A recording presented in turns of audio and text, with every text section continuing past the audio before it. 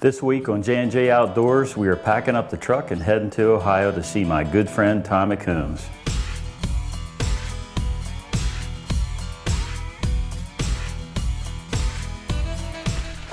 Forgot the deer meat. You gotta eat deer while you hunt deer. It's a must. Tristin, see? That's Pennsylvania blood. We have to take that to Ohio with us because I don't know if you can mix the Ohio blood with the Pennsylvania blood or not, but well, we're gonna do it. I think that's everything. If not, Cabela sells it. We're not those metrosexual hunters, you know that? Like, we gotta have it all clean and pristine. What is metrosexual? You don't know what metrosexual is? No. I'll explain it later.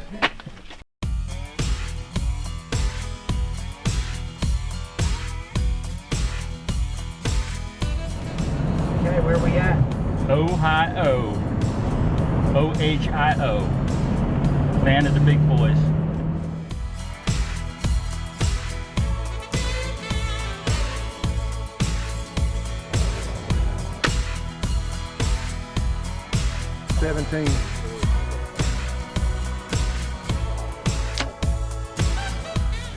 So this is a trip we look forward to every year. I know, heading to Ohio. We've tried different times of the year, but we keep coming back to the third week of November. It just seems like that's when a lot of the bigger bucks, you know, are starting to free up from the does and getting on their feet. Every year I know we go out there and we can count on, if he's putting us in a stand, we know there's a reason for it. He's very knowledgeable about his deer and is extremely good at putting you on them year after year. First day in Ohio. We got turkeys behind us, just come down out of the roost. On a beautiful property here. It is thick as snot. So there's like, it seems like there's about 4 shooters in here, 3 or 4 shooters we're looking for. So we're gonna shut up here and see if we can get something in front of our bow today.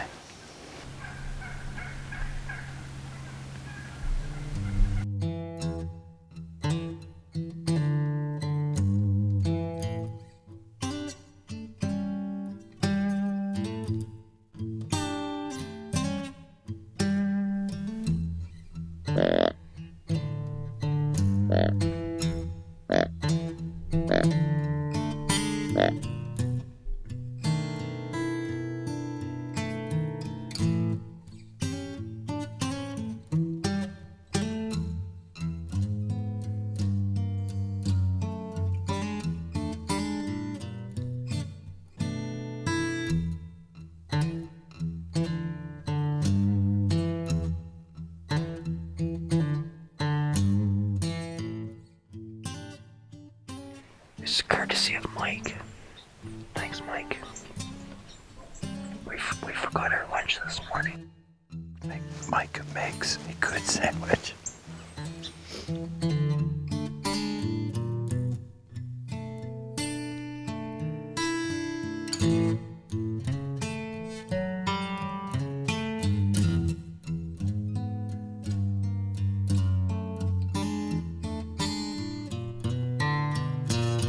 So this property is just awesome. It is so thick you can't see 20 yards in front of yourself. And I know Tristan and I, when we were walking on the path in the morning, it was like every 5 yards there was a scrape and they were all fresh. So we're just gonna keep putting our time in this stand and hopefully one of these shooters shows up. We're hoping the bigger bucks are on their feet today. And we remembered our lunch today. We remembered our lunch, yeah. So we didn't have to bum off Mike. We stole half of Mike's lunch yesterday. But man, it made supper taste good last night.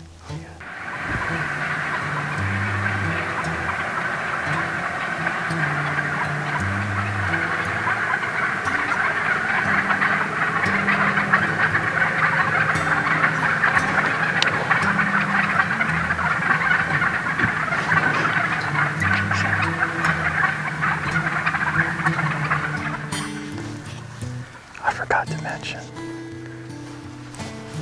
these turkeys were on here yesterday. There's 141 of them. We counted them when they went up to roost last night. And they roosted right back where they came down from the night before.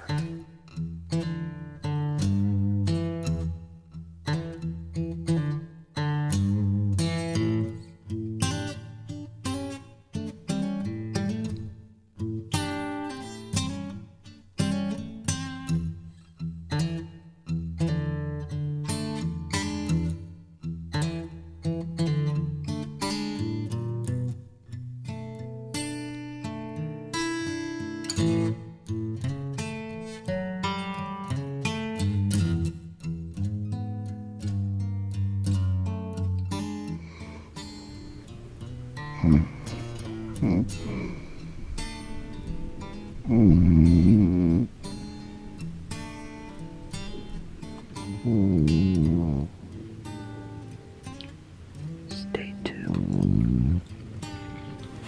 Okay, listen, I'm just there to shoot the deer.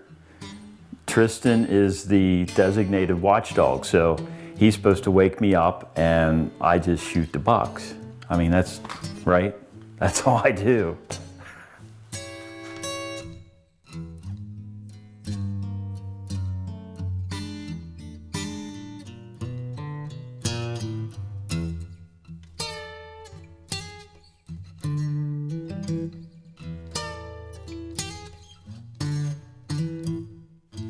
So it's about 4 o'clock. Got about an hour and a half left. Deer movement's really picking up. It was really slow in the middle of the day. It really smells of lockdown really bad. So we'll see if we can't get something in front of us here this evening.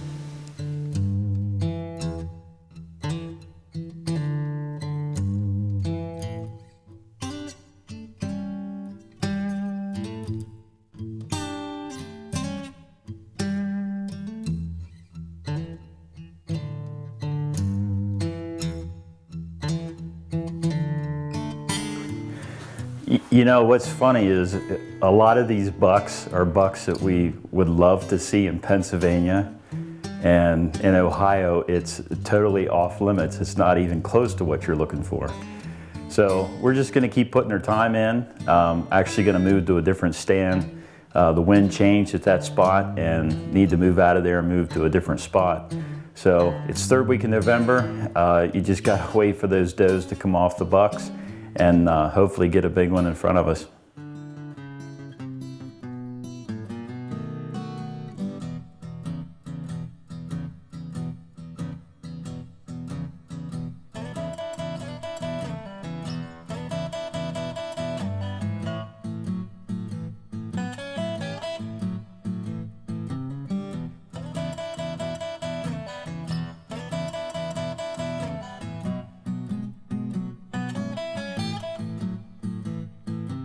So it's November 15th, and we saw 6 bucks this morning. It's about a little after 1 o'clock in the afternoon. It's our third day here in Ohio, and been kind of rough. It's been seems like the mature bucks are locked down. We've been seeing 4, 5, 6 bucks or so a day, but not a lot of mature does. So it seems like they're locked up with some bigger bucks. But anyway, we got rain coming, so we're getting ready to climb down. Tomorrow, Friday, looks pretty good for our last 2 days. But we hate to even leave this spot. This spot is absolutely phenomenal. Well, we feel stupid. We were talking about how phenomenal a property it was and hated to leave, and we shouldn't have left, because a couple days later, Ty went and got the camera card from that spot, and there's about a 150-inch 11-point on the camera about 2 hours after we had left. So next time we're going to keep our butts glued to the seat and hunt a little bit longer.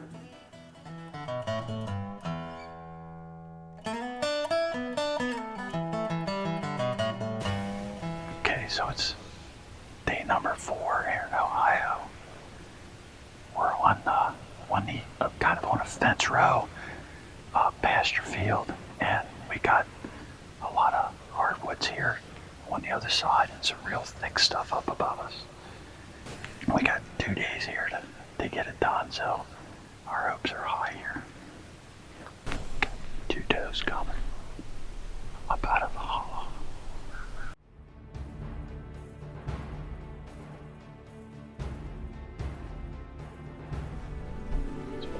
Buck. Good buck shooter.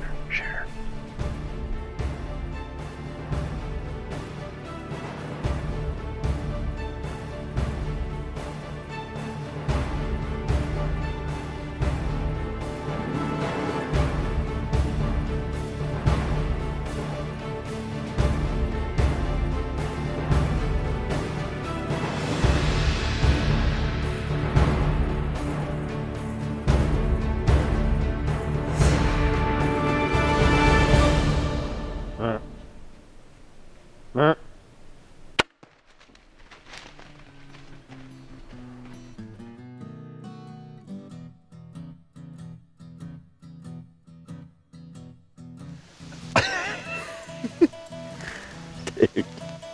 Heck yeah, dude. Well, if there was Deer Olympics and there was an event called Buck Big Air, this guy I think would have won.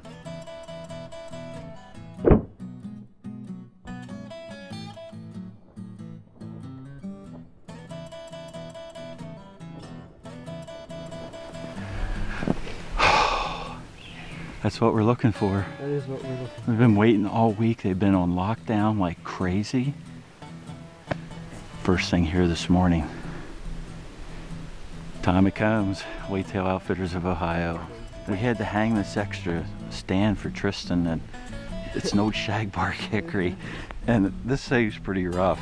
We were fighting this morning to get the stand in, and it's kind of tilted way up, and Tristin's all buckled over trying to sit. I was telling y'all morning, I'm like, dude, I hope you shoot one because this is going to be a long all day trip.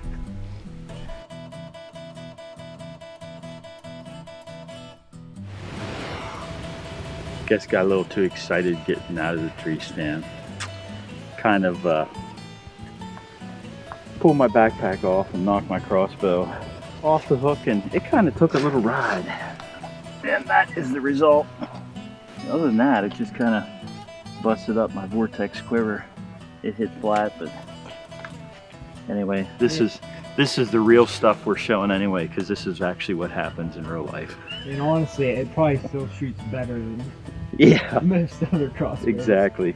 And Tristin was getting her hang-on stand down and lost the pin for the bracket, so we don't know where it is. So we're just having all kinds of issues here after the kill. Oh, well. Hey, we got horns on the ground. That's the price of a buck. I'm good with it.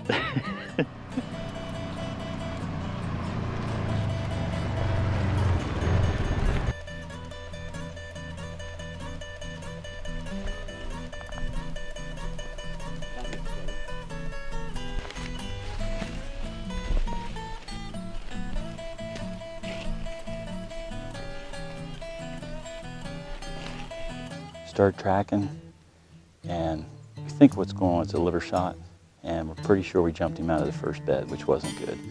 So we're just backing out now, probably gonna wait 8 hours or so to go after him. Hit real good blood, but he was just running too far. If it was double lung, he would have been dead. So we decided best thing is back out, and we'll come back later, see if we can find him.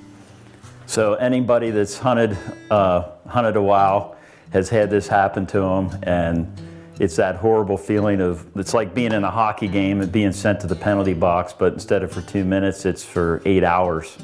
You get to sit there and stew over what you did wrong or what you could have changed, and it just makes a long wait. Okay, we're back at it. We're gonna go find this guy. Ty's ahead of us. He's the master tracker, so hopefully go find this buck.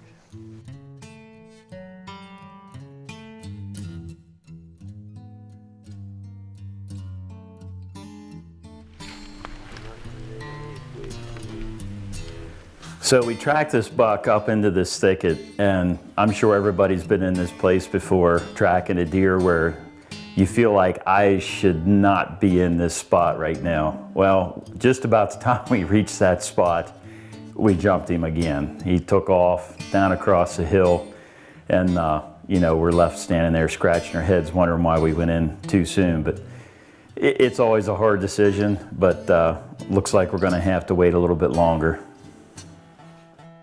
Okay, so this is turning into quite a saga. Last thing we did yesterday was we jumped him up here on top of this hill, and that's the second time he's been in a bed. And we looked at the footage, a straight liver shot, classic mule kick. So we got Kurt here today with tracking dog too. So we left him set all night. We're hoping to go find him.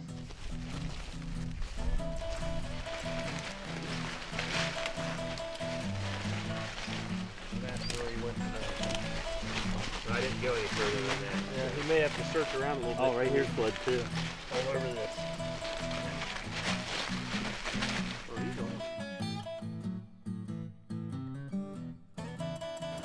So when this dog gets on a deer, you better hang on to the leash because he took off. I couldn't keep up. I'm back there in the cornfield looking around, you know, and Boone's gone. He's over down through the hollow, through the cornfield, up on the next hill. So we're running trying to catch up to him and finally do. Boy, good boy.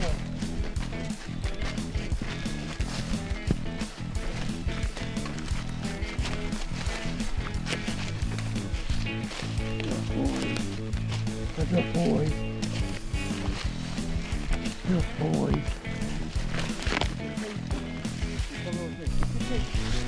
You know it? Look at that shot.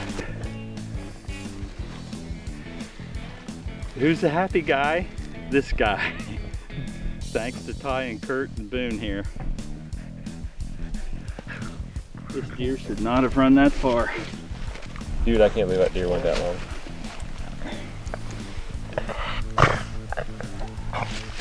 Center man. Yeah, Boone's awesome. If you don't like Boone, well, I don't know, something's wrong with you. Boone's awesome. You gotta love him. 30. Put a good shot on him. That's actually where it came out, but pretty sure it's just straight liver. We'll know when it got him out. Boone got right on the trail. Kurt's little tracking dog, he's awesome. We were giving him a little bit of gift here with some of the hair on his butt. But he got to the bank over here and he was air tracking him then, so we knew he found him. Not sure why he ran that far, but we got him. Thanks to Ty McCombs of Whitetail Outfitters of Ohio. Here we are again. This is my 7th buck in 10 years, so can't complain about the results at all. We want to thank Darton. Took this guy with the Darton Toxin 135. Absolutely awesome crossbow. We can't be happier. It was a long night last night, worried about whether we were gonna find this deer, and watching the footage just didn't make any sense. I mean, looked like a great shot. We don't know why he ran this far. Just a tough deer, tough Ohio deer, I guess.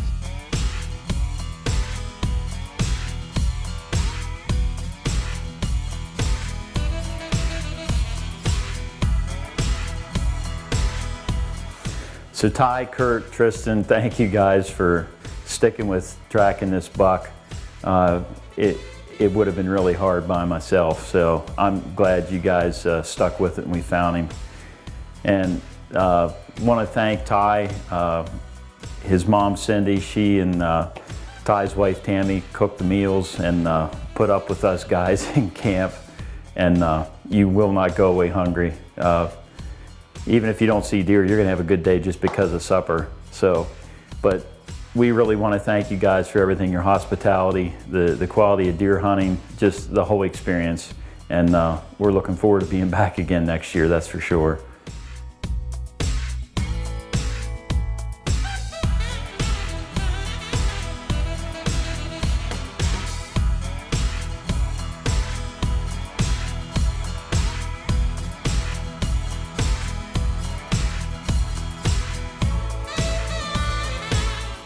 We're hoping to get some good activity today. It's Halloween, so hopefully we don't see any clowns walking around the woods, but we'll eliminate them with extreme prejudice if I see anything.